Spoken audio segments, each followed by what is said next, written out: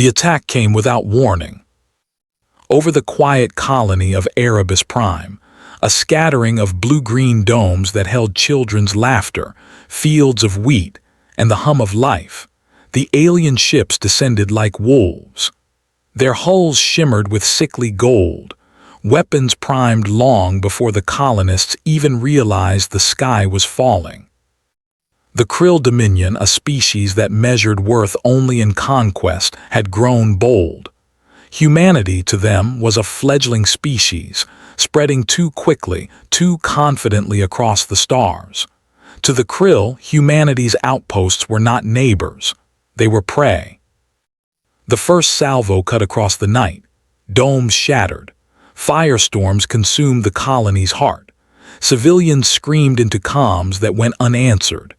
The Dominion commander, cloaked in arrogance, watched from orbit as farms, schools, and homes turned to ash. He leaned back in his chair and laughed. "Earth," he sneered to his subordinates, "is soft. They will send diplomats. They will mourn, they will beg, and we will crush them again." Mockery in the stars. News traveled fast. Humanity wept, but the Krill celebrated. Across their empire, broadcasts of the Armadas victory replayed. Alien governors toasted in shining halls, mocking Earth's silence. Their propaganda declared, "The Terrans are toothless, civilized, too fragile for war." In the great chambers of the Dominion Council, debates became jokes. Some mocked Earth's history of diplomacy, calling it pathetic reliance on words.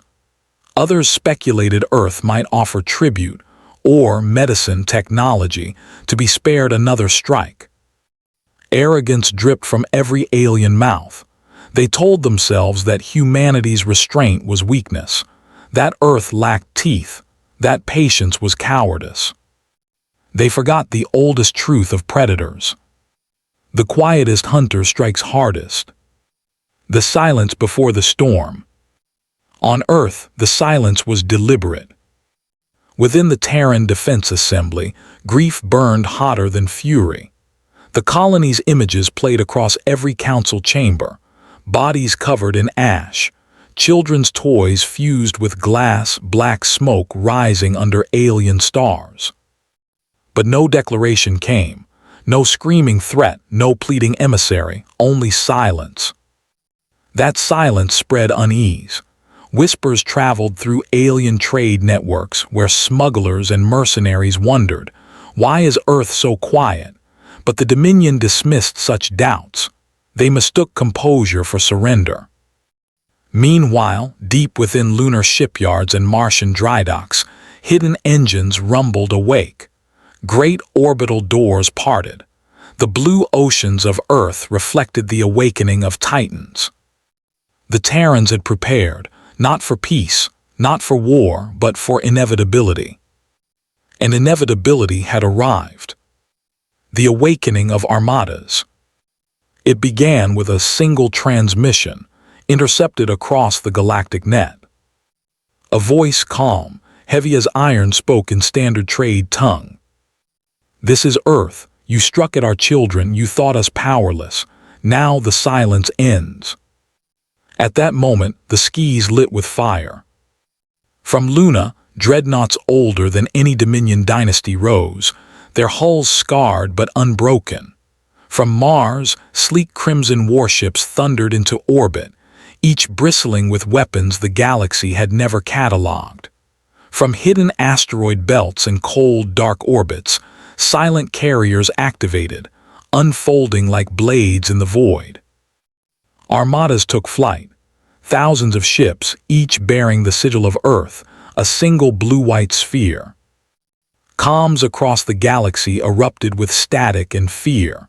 The Dominion's boastful governors fell silent. Merchants canceled trade routes overnight. Soldiers of lesser empires whispered, "Terrans are coming."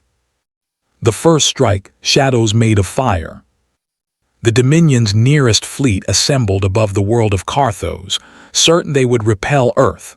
Tiny response. They expected a skirmish. What they met was extinction. Human dreadnoughts cut through their defenses like a blade through paper. Kinetic lances, beams of white-hot fury, tore ships apart before they even returned fire. Carriers released swarms of autonomous craft, machines that moved like wolves in the dark, carving through alien hulls. The battle was not a battle, it was a purge. From the ground, alien civilians watched suns vanish as Terran warships blotted out the light. A voice echoed through every Dominion comm channel, cold as the void itself. Erebus Prime sends its greetings. Moments later, the Dominion fleet ceased to exist. The storm across worlds. The retaliation was not contained. It spread like wildfire. World after world awoke to the thunder of Terran engines. On Vanar, orbital defense rings melted in the first hour. On Threxus, Dominion shipyards were bombarded until molten rivers ran where cities once stood. On Draskar Prime, where Dominion nobles feasted, Terran drop troops descended like storms, silent, armored giants who moved with relentless precision. Everywhere the pattern repeated, silence broken by overwhelming force, followed by silence once more, the silence of annihilation. The galaxy watched in horror as maps redrew themselves overnight. Dominion banners fell. Terran flags rose, not for conquest but as markers of vengeance complete. The galaxy trembles.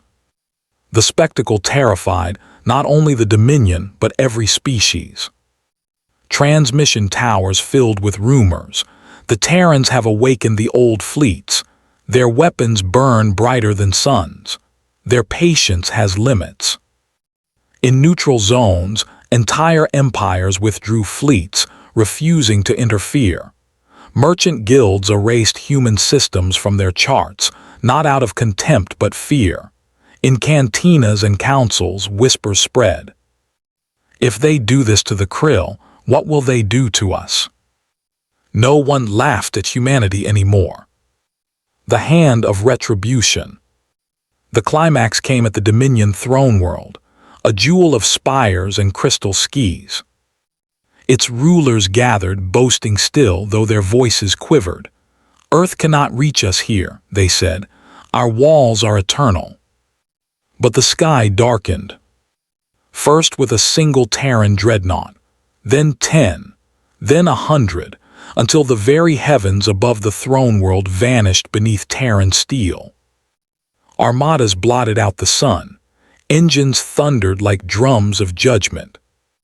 The Dominion's rulers sent desperate transmissions, promising treaties, apologies, tribute. Earth's reply was silence. The same silence they had mocked. The same silence that now felt like death itself. Then in one unified strike, the Terran fleets fired. The capital burned. Towers collapsed. Skis bled with fire. And as survivors fled into the void, they heard the broadcast that would echo for centuries. This is Earth. Remember Erebus. Aftermath, the weight of silence. When the flames subsided, the galaxy was quiet. The Dominion was no more.